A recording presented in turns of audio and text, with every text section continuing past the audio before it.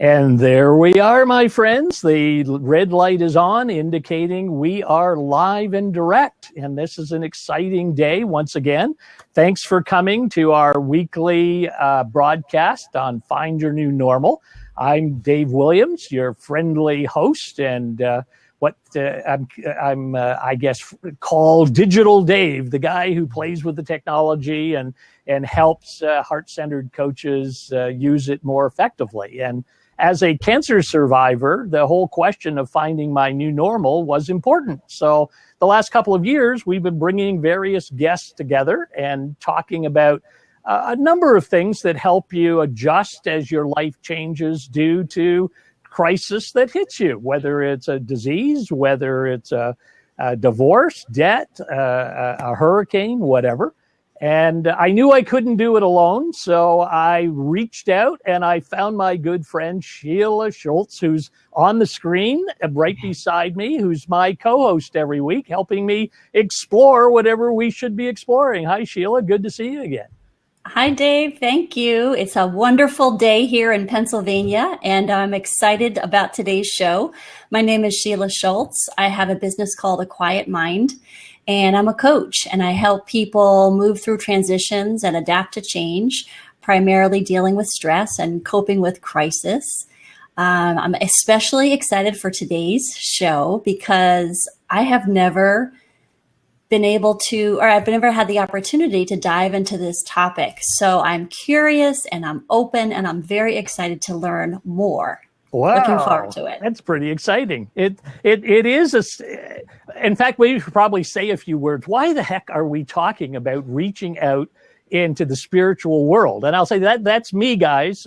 I know in my angst of my cancer treatment program, I was in distress most of the time and calling out for help in many ways. And it wasn't just to my friends and family. I sort of had my belief that there was a higher power and could you help me? And I had grown up with the idea that there were things called angels, and I reached out there, and there were so many things I was searching for peace. I was in great discomfort and distress, and those of you who followed the story knew I actually faced death a few times along that journey. So it was this thing that was out there that I didn't know about other than, well, maybe there's something beyond reality. And since over the last few weeks, we've been touching on that. Some of you know that we had a wonderful person join us, David Bennett, who is a renowned personality. I was surprised that we were able to bring him in. He was one of these spiritual leaders that had a message and had experienced a near-death experience. And I said, whoa, we got to know more about that. And once David opened the gate, I said, well, maybe there's even more. And strangely enough, I was introduced to Cindy Griffith, who is beside us on the screen, who is a psychic reader, not a medium. And she's going to explain the difference between mediums receive and psychics perceive. I like that perceive, receive dimension. And the energy that Sheila and I have talked about over the last months, I guess, is something that Cindy seems to be able to get in touch with. And really, actually, and I know it sounds strange, but I'm moving into this, that there are angels, there are people that are in a spiritual world that you can communicate with, not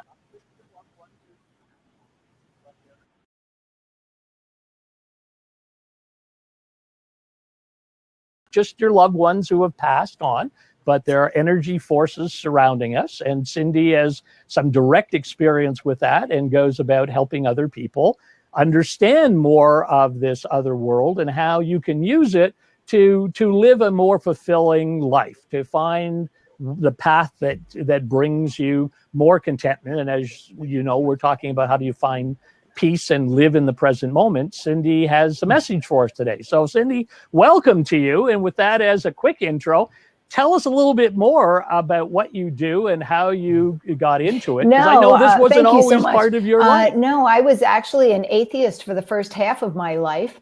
I got into this totally by accident. I wasn't taking it seriously. I bought a deck of tarot cards at a then head shop. Now they're called boutiques, I think, but, and was playing. And I realized that the wisdom that I received while I was playing with this tarot deck was smarter than I am. And so all of a sudden I go, oh, maybe there is something higher. Maybe there is a higher wisdom. And so at around 28, 29 years old, it started a whole exploration. I'm 55 now, and I feel still like I've just started this exploration. So, it is a life journey. It's not a quick trip around the block, I basically am a psychic. I am what is called a channeler. I am, as you said, not a medium. I'm not a medium. I don't talk to those that have passed on, but I talk to your spirit guides, angels, and also I get my own intuition through my own connection. I also teach spiritual development. I teach all over the world, actually. I go to Tokyo and I teach throughout the country.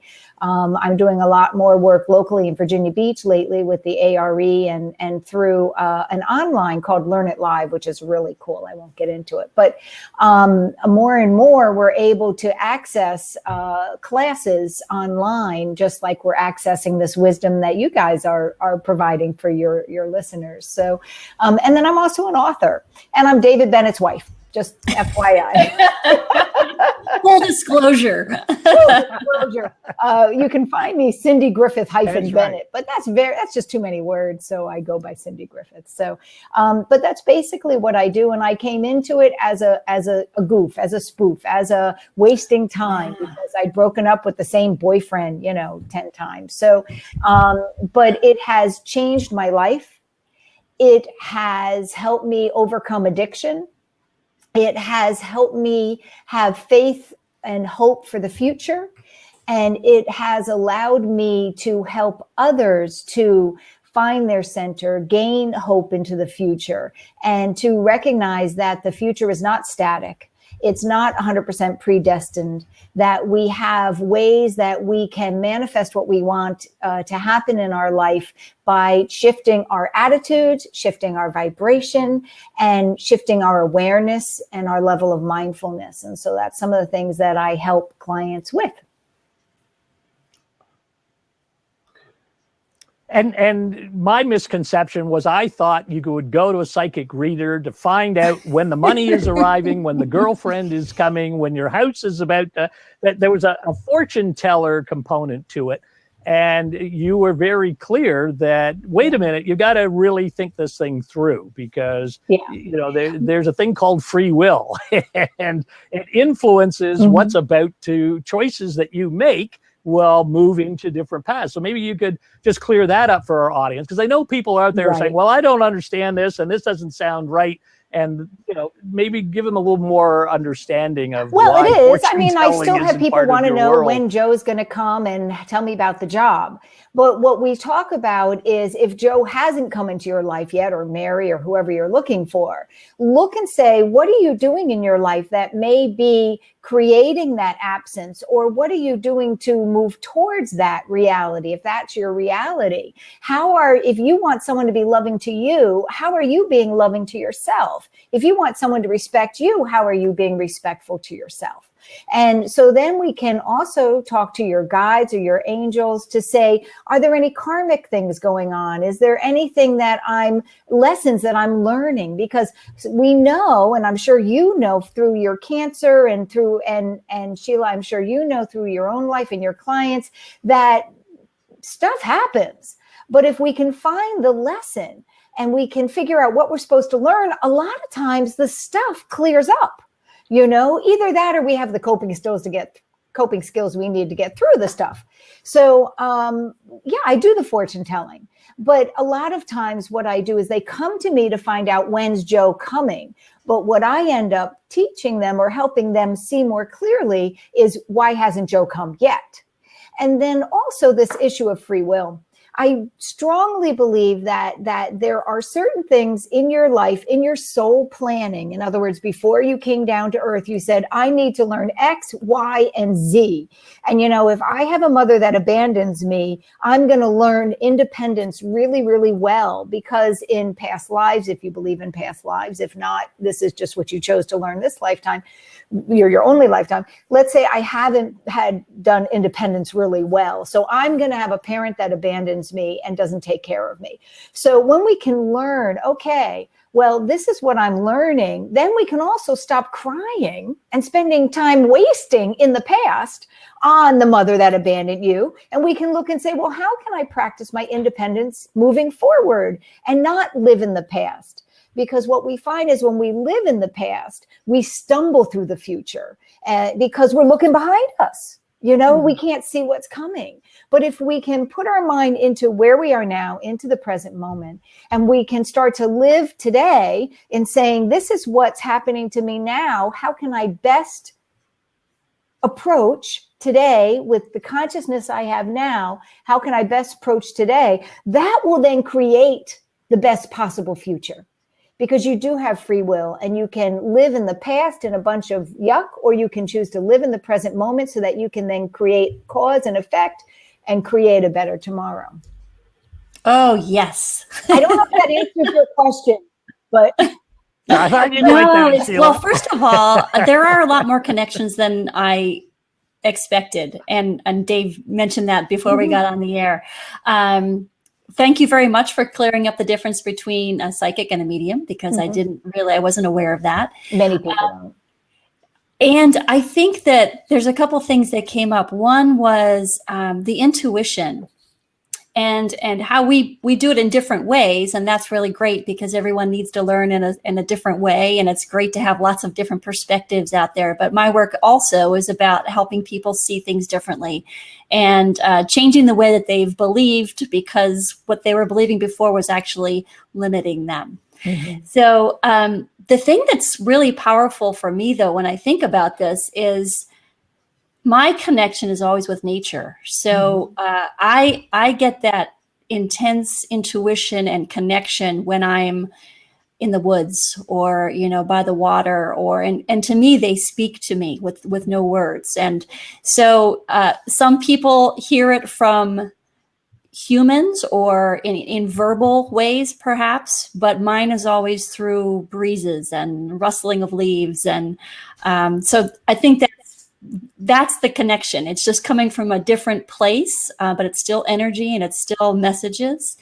And the thing about free will, and I think I mentioned this a few weeks ago, I really do believe we have free will, but we sort of block it when we're living in the past. And that's our free will is blocked. If you're unconscious, if you're not aware, you don't have free will. And that's why we have people who are committing crimes and doing heinous things, because they literally, their free will has been blocked.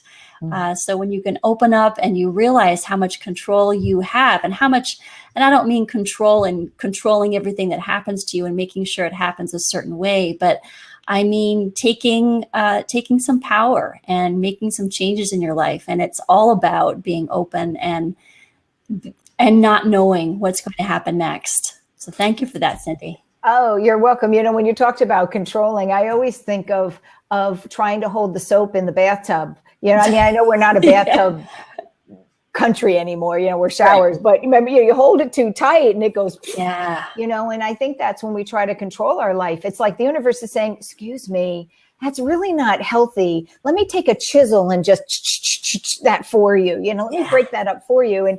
And so I think sometimes the harder we try to control our life, the more our life falls apart. Not because we're being judged or we have bad karma or whatever. It's just the universe trying to say, let me help you with that, you know? And so, to me, one of the ways to not have that is not to be where you're flowing so free that every wind takes you away, but to be present in the moment and to be conscious and to be aware and mindful of, I have a choice in front of me. Do I want to do my knee-jerk reaction or do I want to take a new path? If you like the way things are going, fine. Keep making the same choices.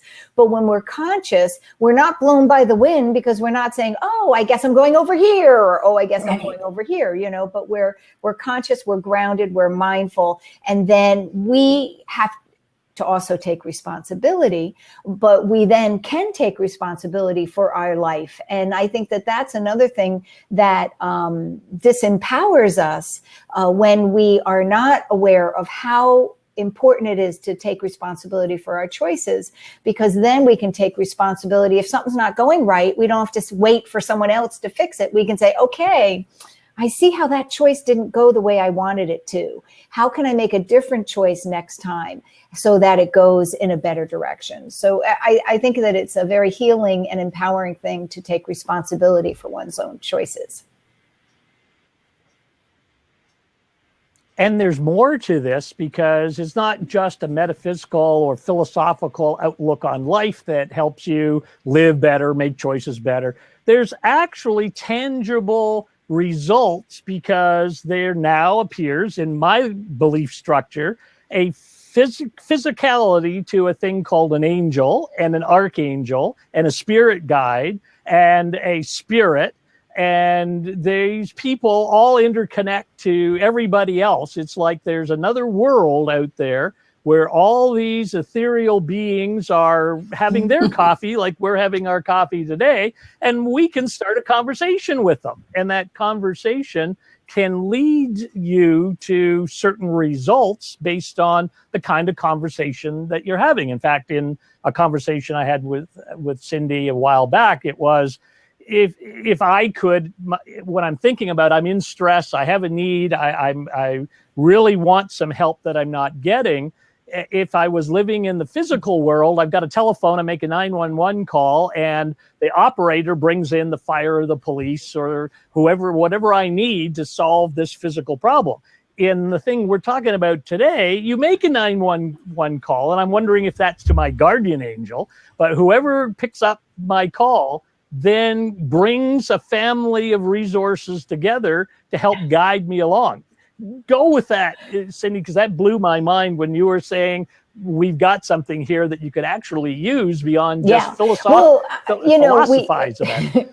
One of the things that this is a perfect example of is because before you and I talked, I had never thought about it as a 911 call. And what happened is all of a sudden it came to me. It's like a 911 call. And that's how your breeze, Sheila, happens. All of a sudden you get your information, a breeze goes by. Well, that's how that information came. And it wasn't that I heard, tell him about the 911 call. I just, 911. Thank you very much. And so, but how do we do that? How do we make the 911 call? You could do it prayer, meditation, screaming. And if you'd like, I have a fabulous story about screaming at God and my 911 call. So, it doesn't matter how you do it. You don't have to sit like a pretzel for 5 hours and put your call in. You just hit 911. You just let spirit know you have a problem, and don't worry. Is it an angel that's going to come? Is it a spirit guide? I don't know the name of my angel. How am I going to talk to them? Which is one of the things that brought this whole thing up with you. But it doesn't matter because we don't need to know, right? So this is my 911 call. I had just, I don't know if David talked about his surviving cancer on the last show, but Dave and I just moved in together. I was 38 years old, never been married. And so you can tell this was really important to me, So I finally meet the guy of my dreams. We move in together, and like within months, 5 months or something, he's diagnosed with stage 4 lung and bone cancer. And I didn't know you could survive that. And now I know more that most people can't, or most people don't, but you can survive that. But I didn't know that. So he was in the hospital, and he insisted, because I was a basket case, that I leave and go on a road trip. So I'm driving down Route 17 going down to Connecticut from upstate New York. And I am screaming at God. You just gave me this relationship. How could you do this to me? And I am screaming in my car. People drove. This was probably before headsets. This was 2000. And maybe they had headsets, but I probably didn't. And so I'm screaming my head off.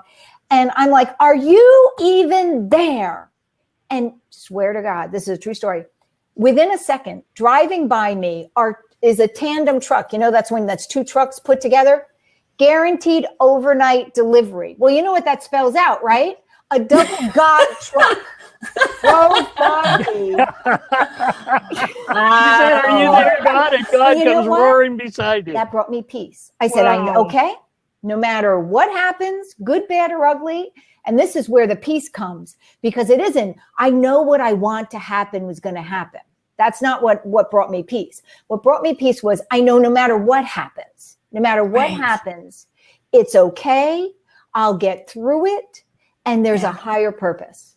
And that's what brought me peace. Not, I know Dave's going to be, he ended up being cured, but I didn't know that then. And that's not where that peace came from. So sometimes it becomes tangible. There is, I don't know anybody else that's ever had a double God drive by. Like immediately. It probably was in my rearview mirror, but I couldn't see it because I was screaming like a crazy woman, you know? So anyway, but that's my tangible 911 story. And so God didn't bring an angel. God didn't bring a spirit guide. God didn't bring a message from above that I heard or a breeze. God brought me an 18-wheeler. And that's what I needed at that point. Right. God brought me an 18-wheeler. That's a good because book title. I wouldn't have believed it if I heard it. I would think, that's just me trying to make me feel better. Everything's going to be okay, Cindy. It wouldn't have had the same effect. Right. So what I needed was not a spirit guide, was not an angel. I needed the 18-wheeler. Yeah. And you got it. Yeah. And so that's a good example that you can have a request and get an answer. The thing you and I were talking about was how everyone's connected to everyone else, and that the soul family that we all have, is talking while we're talking down here. So if I have in my mind this idea of a guardian angel beside me since the day I've been born, and now I'm having a conversation that I want something, that guardian angel can say, well, let me go talk to other angels who are associated with Sheila or Cindy or whoever else is out there, and see if they can, make certain things happen. And as all those other conversations go along of angels talking to angels who talk to angels, suddenly the message comes back into my world of new options that I can choose from. I still have free will, but suddenly I have this team beside me. I'm not alone. I'm not struggling through this thing by myself. I actually have a group of ethereal beings that are all working together. And I even threw in, since our last conversation, the family members in my world that have passed away, my grandmother, my friends, and so forth, they may be out there interested in helping me. And so suddenly there's 5, dead family members and a group of angels. It's a huge team. I got this huge team. I tell people to think of it as how many computer programs you have on your computer, right? The ones you use often, I have a Mac, so I keep them on my dock. Maybe you have a different computer, you put them someplace else, right? But the ones you use often are on your dock. But if I need the photo editor, I've got it. It may not be on my dock, but I've got it. And so we have many guides. And so I just may type into my Finder photo editor, and the computer figures out where the photo editor is, brings it forward, and I've got what I need, right? And I think this is the same way that the 911 call, or the talking to your angel, is that we just need to put out what we need and don't worry about it, because, you have all of those guides. You have the, I'm going through a divorce guide. Hopefully I don't have that one. You have the, I just had a baby, I don't know what I am doing guide. You have the, I'm overwhelmed with my coworker guide. You have all of these guides. Some of them may overlap and do multiple jobs, but we have all of these guides. And so and the thing that I think that is difficult to understand is that because they're in a world where there's no time and space, right? That they can be helping 50 million of us all at once, because there's no time and space there. They can hear 51 million different requests because there's no time and space, and they don't really have ears, just like they don't have genitals. So it isn't, I'm talking to Michael, he's a guy, I can relate to him, could be Michaela, you know? So, but that there is this wealth of help. There's also no way to understand, I think, unless you've either had a near-death experience or that you are a channeler, whether it's talking to people that have passed on or a channeler like I do who deals with guides, to truly understand how loved you are by everything up there, whatever you want to call up there. You know, I happen to think it's kind of, I don't think it's up there. I think it's kind of intertwined. I would say it more dimensionally than up and down. But that there's, if I can tell you, when I channel people's guides and their angels, it makes me cry, because I, as a person, still have this body and this emotional capacity. I cannot handle that much love. And one of the gifts I can give people, and you were asking about this before, one of the gifts I can give people is to help them feel that level of love. Because without a near-death experience or something like that, or spiritually transformative experience, because those can be just as love-filled, you know, it's hard to even imagine how loved we are. And there is no judgment whatsoever. I don't care how stupid you were, there's just no judgment. I can totally relate.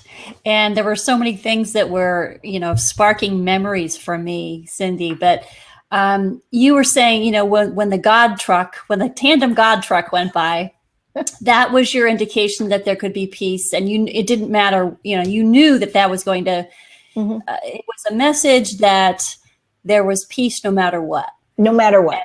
No matter what. And so for me, the peaceful feeling came in the middle of a crisis with my father, who was really having a very difficult time. And the peace itself was the message. Look at that. I can feel this peaceful with this right in front of me. Oh my gosh. So we're sort of a little bit backwards, but same effect, it's just totally powerful and that feeling of love, overwhelming and shocking almost. And I was trying to when I describe it to people, it's like, you know, it's light and it's just big and it's warm. The words just don't do it justice. Yeah. But totally understand, totally get it. I've just never put it into that framework of thinking of lots of different entities, however you want to look at that, out there, and of course, with no time and space, they're capable of doing that. So that's a really interesting way of thinking of it. And the way that really connects with me also is that I see things show up everywhere. So, you know, you go to a grocery store and all of a sudden you catch the eye of the person who's ringing up your item, and it's like, wow. Right there, you could just see it come through, and there it is. I mean, and you weren't expecting it, you weren't looking for it, you weren't praying, you weren't asking for anything, and boom. And it may be the answer you needed for something that you know, it wasn't a conscious prayer, if that makes sense. It just, and there's so much available to us. And that's the one message I try to get across to people is there's so much. If we can just get out of our heads thinking that we have to follow a certain path based on what our minds are telling us, and open up to this whole realm where everything is flowing just for you. Everything is here showing you the way to go. And thank you.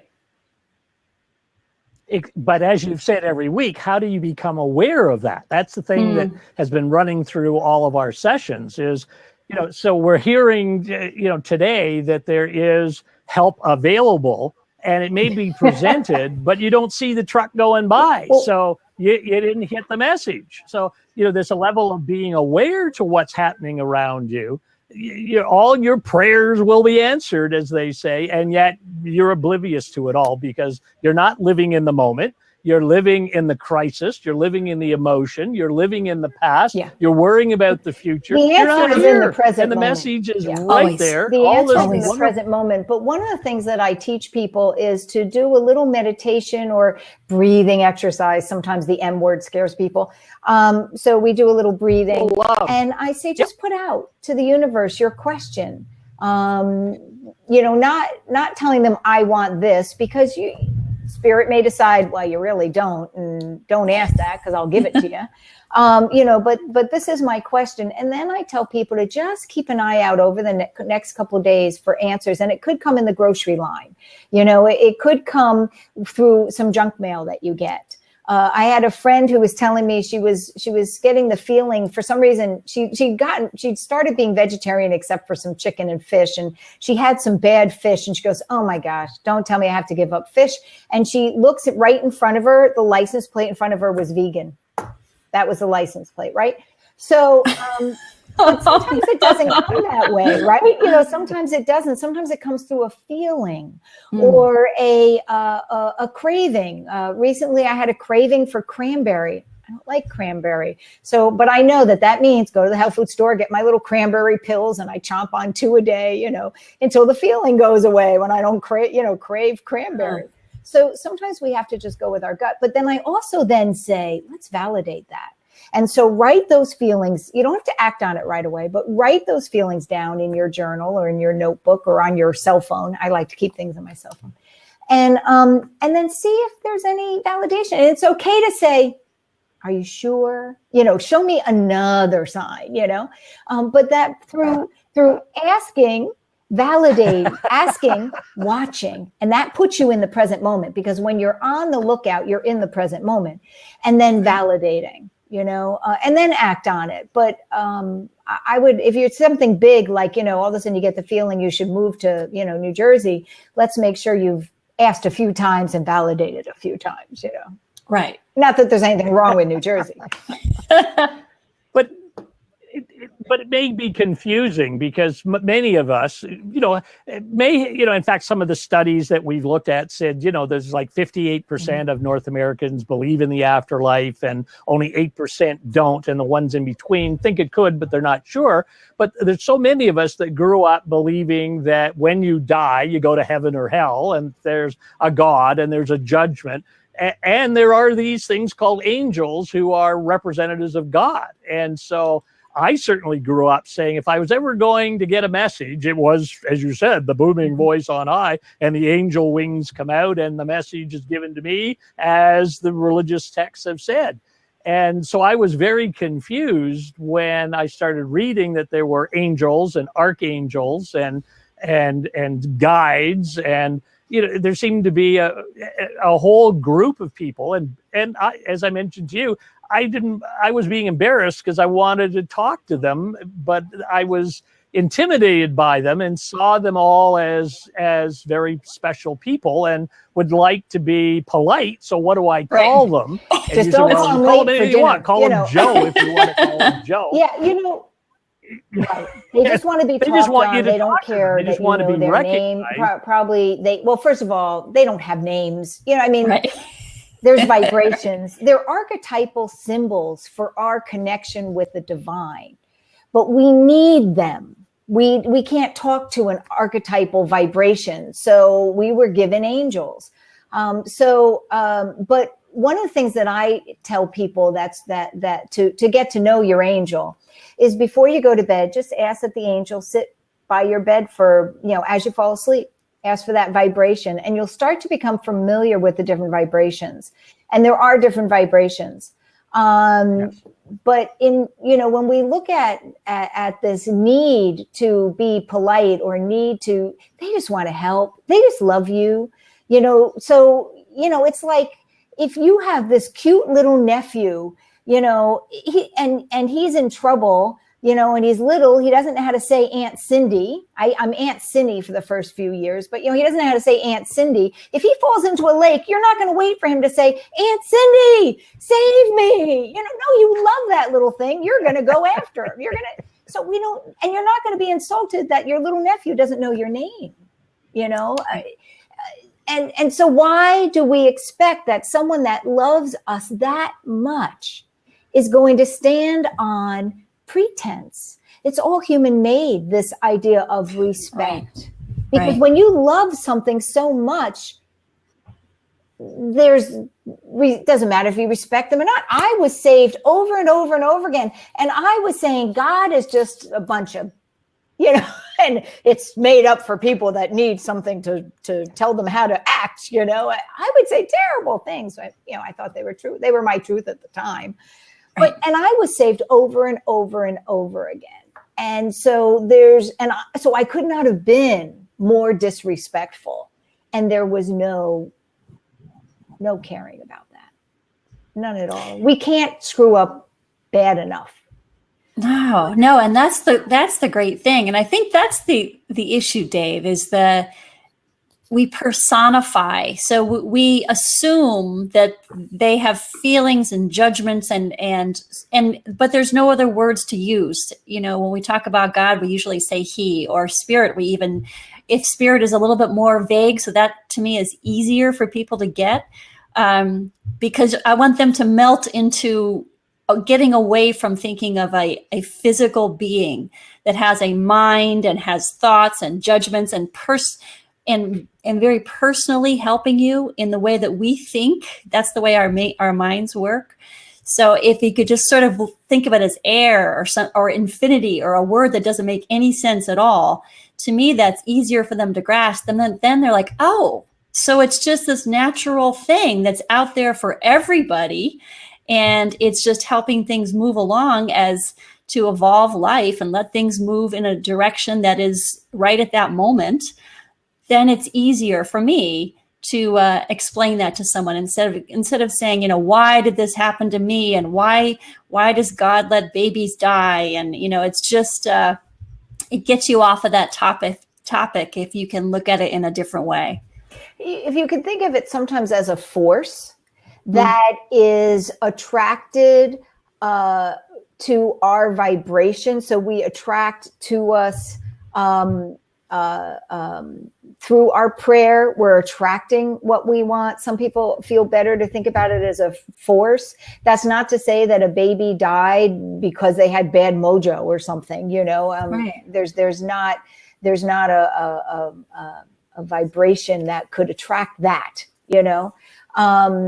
sometimes things just are, and it's really sad. But some people can see it as a archetypal force that we then mold into what we need based on our needs.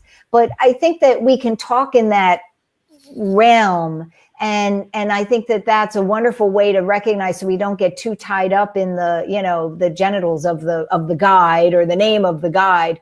But right. I think that the most important thing to remember is that if you call, there will be an answer. It may not be the answer you want. It may not be in the time that you want. It may not come, a lot of people say, well, I don't have intuition because I don't hear anything, Well, you don't hear anything, Sheila. You feel, it's a feel. It's a feeling. It's a knowing. They expect it to be what's called clairaudient, but sometimes it's clairvoyant. Sometimes we get pictures. Sometimes we get smells. A different kind of clair sense. And then there's the clairsentient, the clear knowing. And so we all have it. Mothers have it, I think, stronger naturally. I wasn't a mother, so I had to develop mine in different ways, which weren't as pleasant. But we all have it. It's just like we all could have bodies that could have muscles. Obviously, I don't build mine. I don't focus on it. I don't work towards that. I've worked towards developing my psychic muscle. And so we all have the capability. And we build it through validation and trust. The more we validate and trust, not blind trust, because that gets us into delusion. Well, everything I want this to be true, so my intuition told me it. But validation and trust, that's how we develop that muscle. But we all have it. We all have intuition. We all have that gift, which sometimes is a gift and sometimes not so much. And you can see that gift. Mm-hmm. You can feel it. You can use it. Once being the analytical person every week, I try and package all of this up into something that's tangible. And this concept of the ethereal world with the vibrational frequency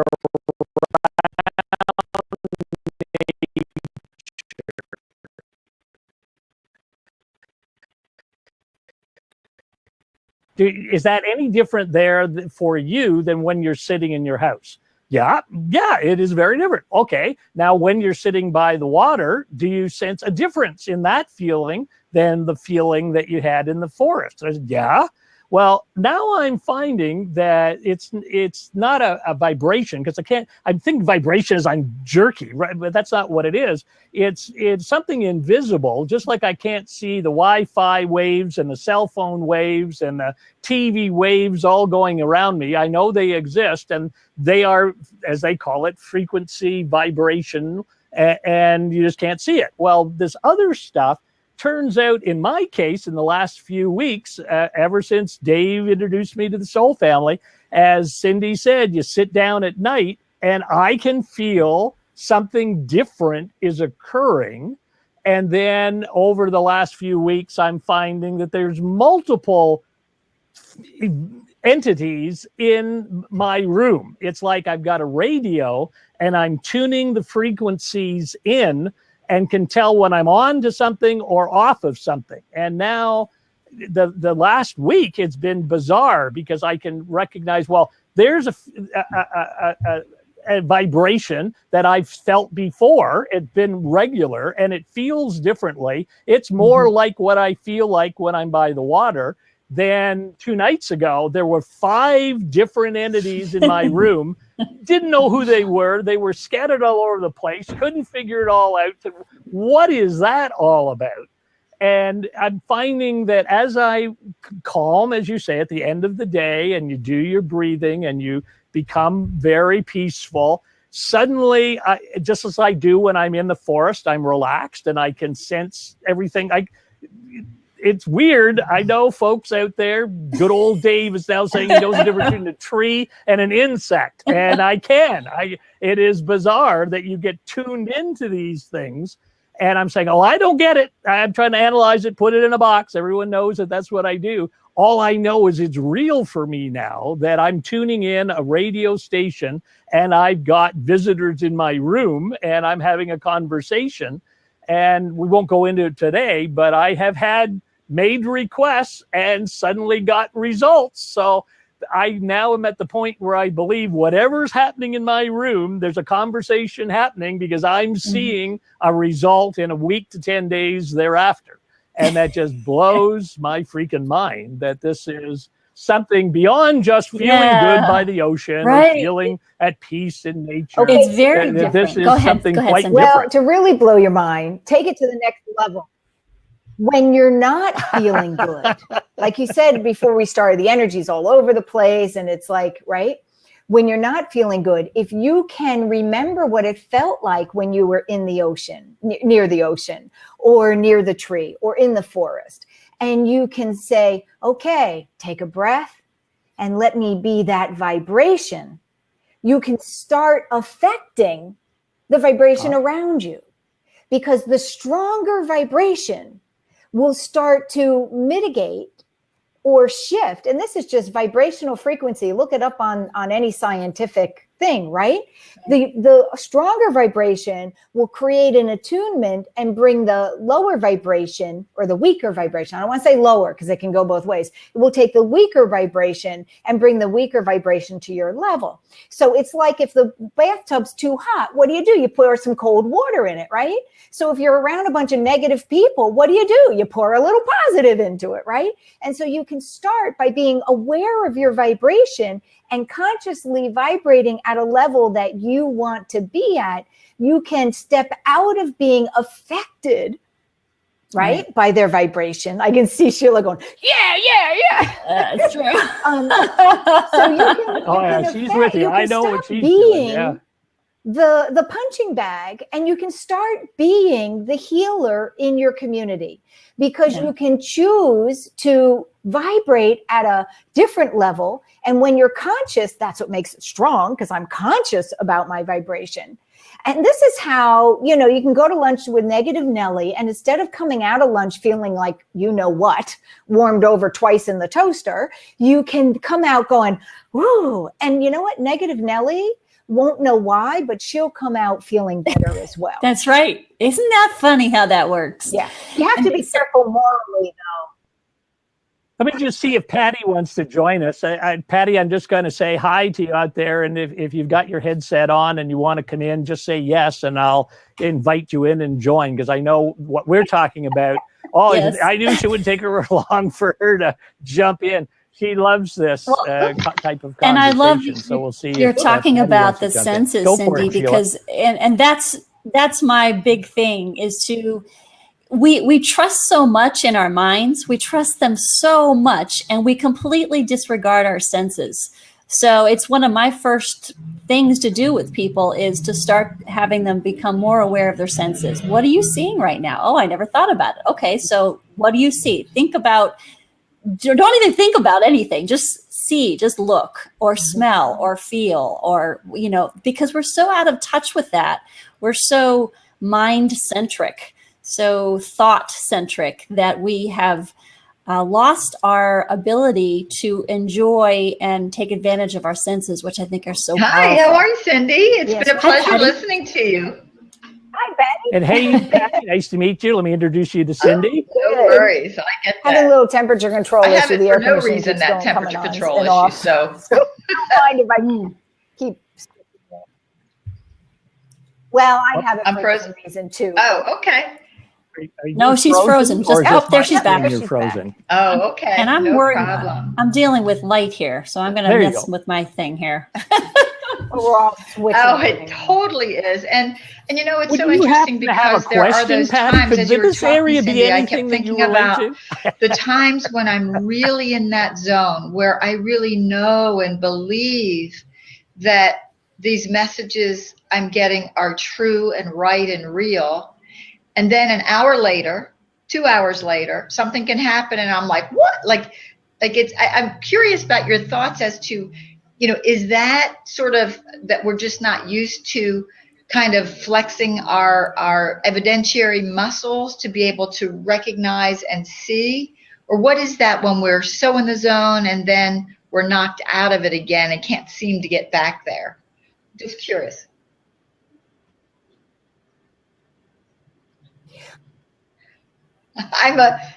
While you think of that, Cindy, let Patty introduce herself, because the audience on the replay won't know who the heck Patty Burgess is. So just say hello of who you are so that everyone knows why you've been a wonderful past guest and had a great discussion on near death.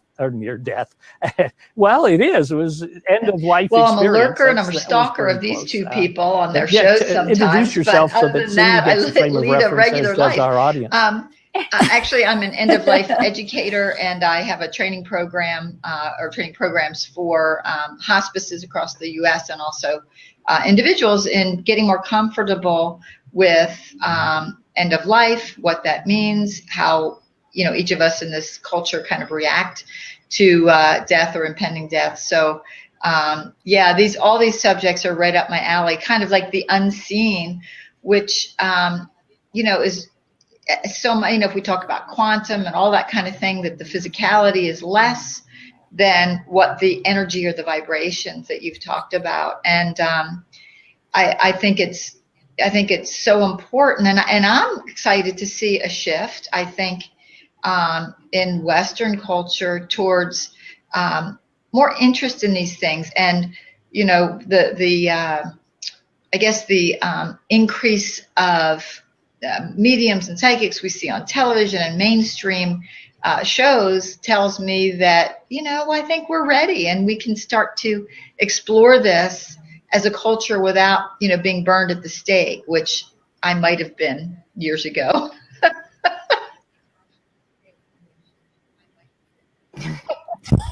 After you're welcome, and so nice to meet you. Thank you for doing your work. There's so much stigma around the end of death. To have someone that's trying to normalize it and help people through it is fabulous. To answer your question, I think we have an expectation that that our own world, along with the spiritual world, is stagnant and constant. And I think that's the furthest from the truth.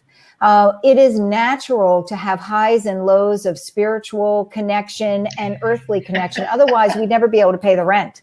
we'd all be in this, high spiritual place and we wouldn't get anything done. And so what causes a problem is when we try to grasp at the physical, or we try to grasp at the spiritual.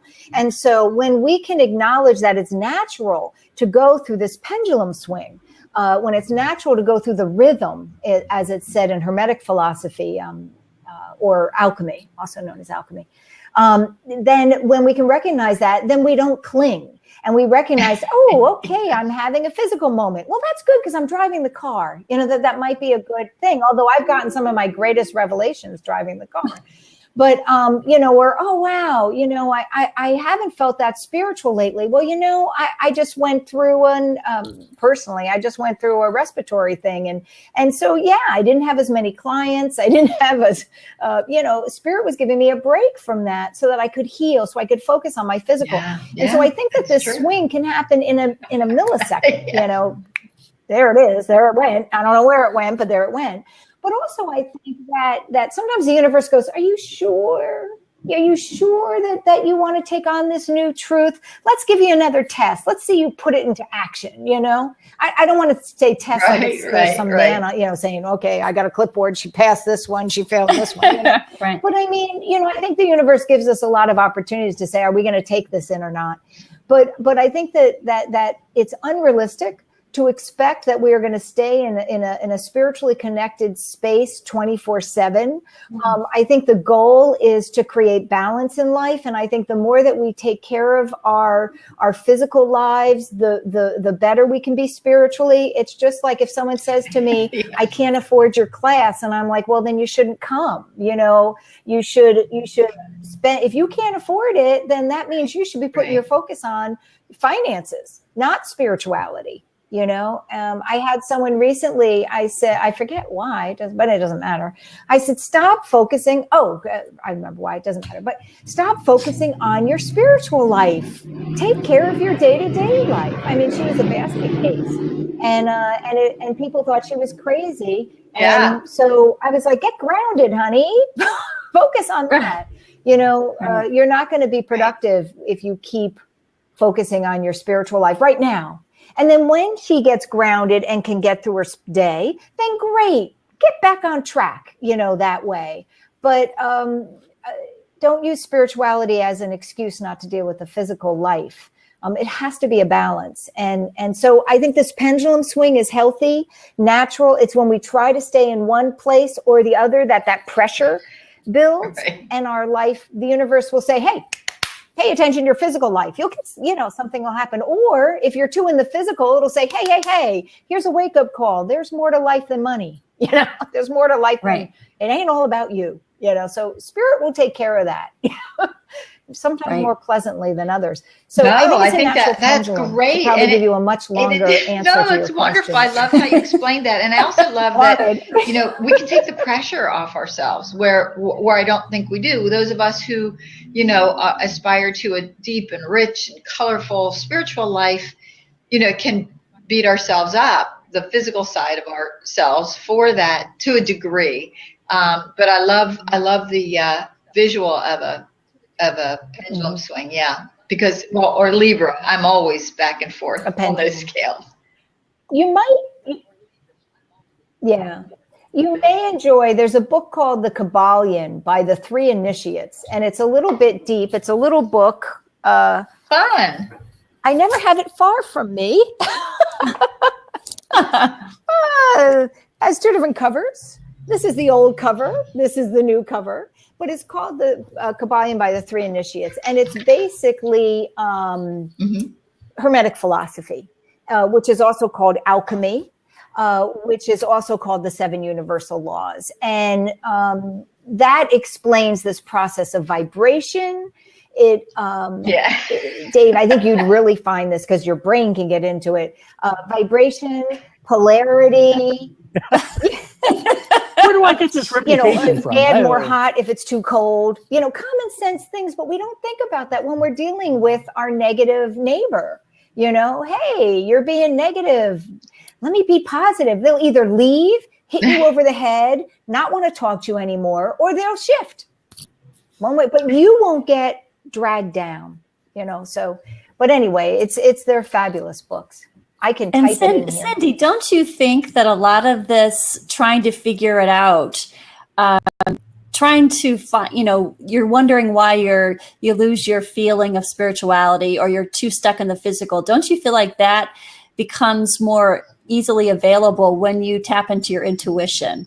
So you start recognizing when you're focusing too much on your body and you're not, in the spiritual world enough, or when you're too floaty above the world, above the ground, and you forgot to pay your bills.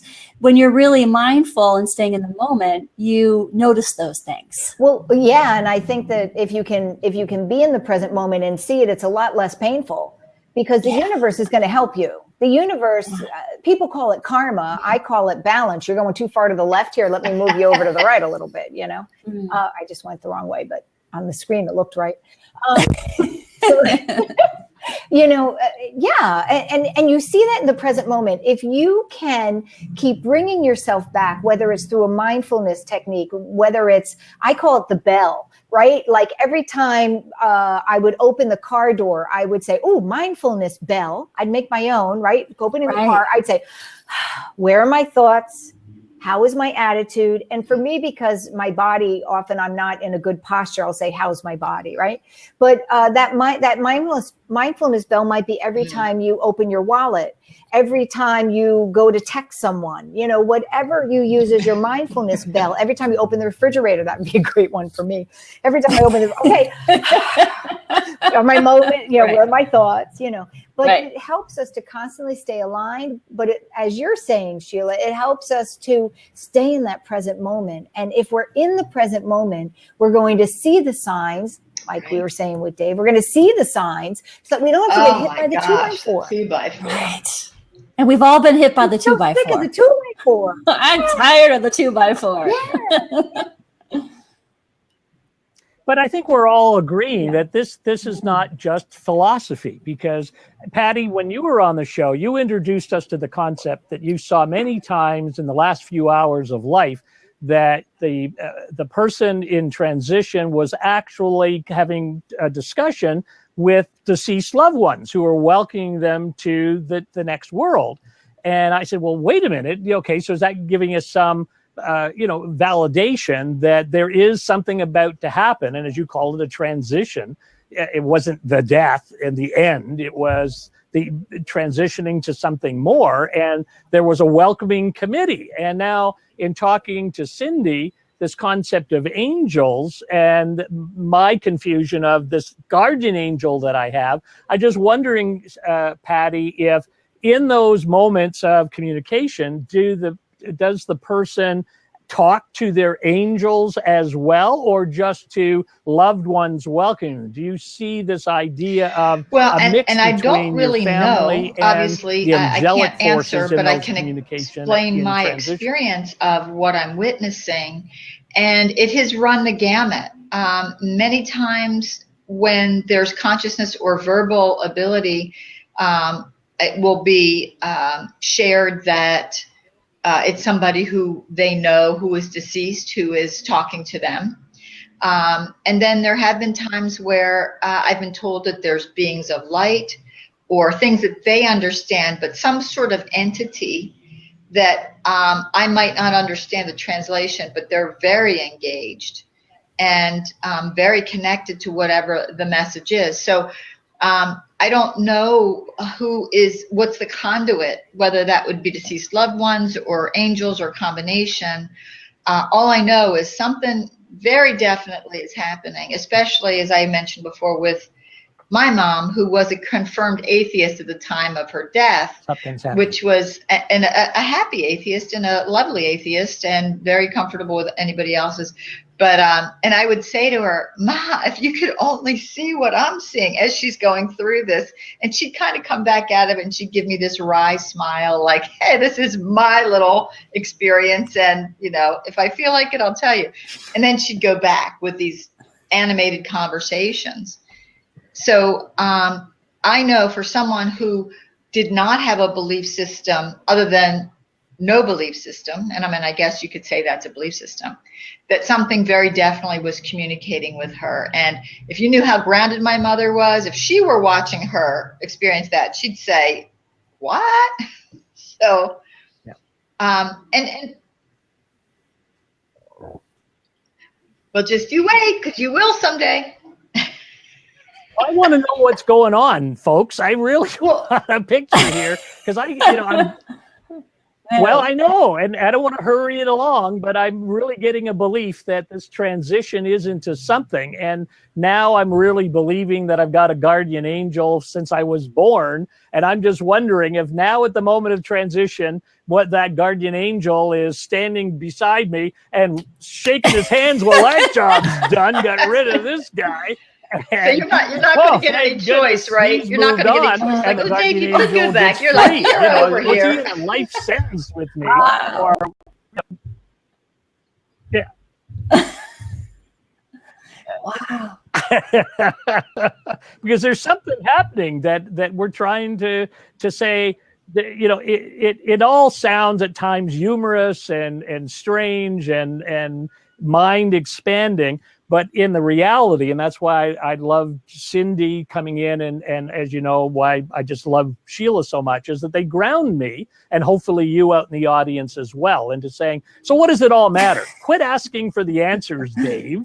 Just know it exists, and you can feel it, and it's influencing the way you're living your life. And if you're looking for peace and you're looking to deal with this moment of crisis and you're trying to figure out how to be in the present moment, then here's some new ways of appreciating what's going on by being aware. Don't try to do the Dave way of analyzing it, packaging it, writing it. I know when I was in the worst of shape, I was just in need of so much help. And I know those of you out there who are also in crisis, whether it's a divorce crisis or a death crisis, it's a big thing for you. And you may be in the same shape as I was, saying, help me, I cannot get grounded. What can I do? And now what I'm learning every week are the things that I can use, that when I face that next major event, I'm going to have a different way of processing it. And that, to me, makes all of our shows so worthwhile, even though we're taking you as an audience in some very strange directions. And I know some of you are writing to me and saying, but there's no PowerPoint slide. There's no notes I'm taking here. And I say, no, that we're trying to just get you an understanding of perhaps a different way of looking at your journey. And, we've crossed the hour, and that's why I'm sort of trying to summarize what we're saying. But before we go, Patty, any last comments from you before we? I mean, in a way that answered really your own question. I want to know, but I can't figure it out. I think we're given what we need to hear at whatever amount of time. And I think, as Cindy was saying, learning to trust that, I think, can lead to a better quality of life and death, I might add. Though I struggle with those things, that's my plan, to just keep being there, being open, listening, and shutting up a little more.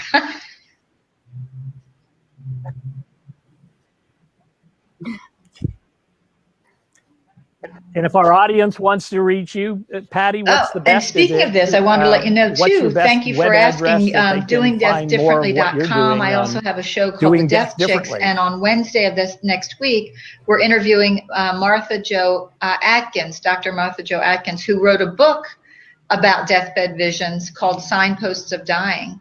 And it's a kind of a cool thing to tune into if anybody's interested, since you brought that up. But I think there's much more to it than we know right now, and I think it's a beautiful, specific message to the person who's supposed to get it.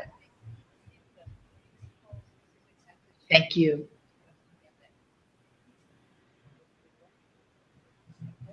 Well, thank you for joining us today. And over to you, Cindy. What would you like our wonderful audience to take away from your conversation today? What's the big message that you hopefully that you're never alone, help share with us? That there's always help.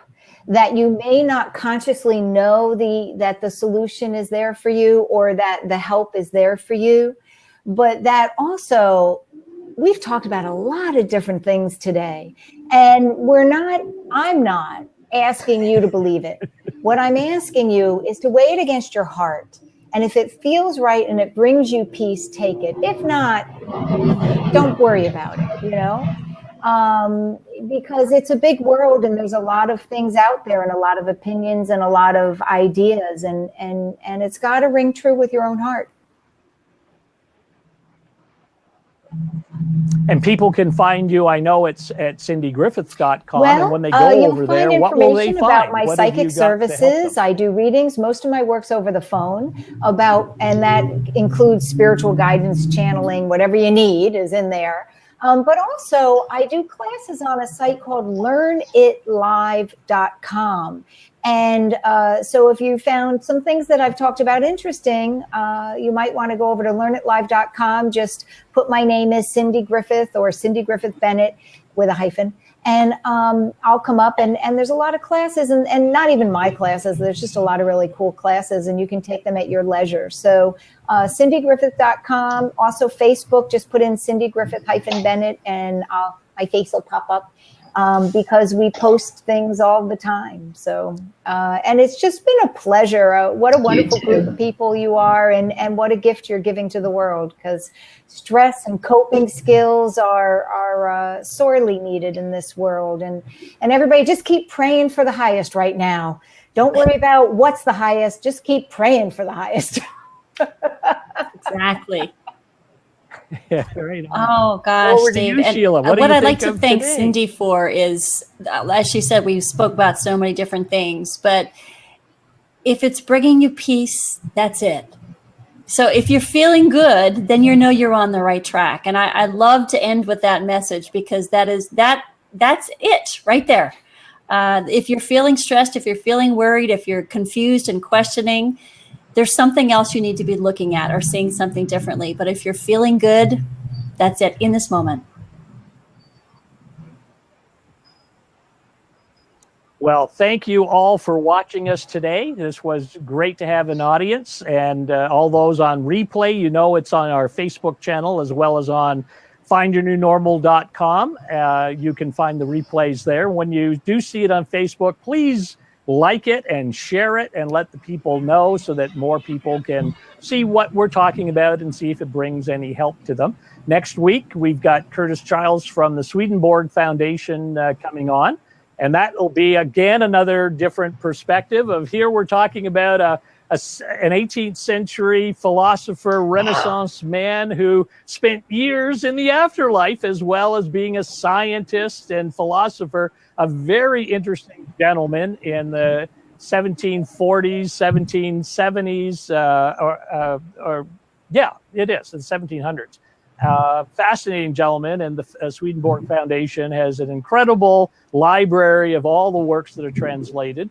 And Curtis is coming on to explore more of what was the message that 300 years ago was given that might also help us to live in the moment and find some peace, because there's so many different answers to the way to do it. And this show is trying to find interesting guests to come on and give us some new ways of looking at how to live our life, find joy, and importantly, peace, and to live in the moment, as that's where it all happens. So again, thank you all for coming. Really enjoy it. See you again next week, 3:00 Eastern time on Thursday. Thanks, Look guys. forward to seeing you. Thanks Bye-bye. very much for coming.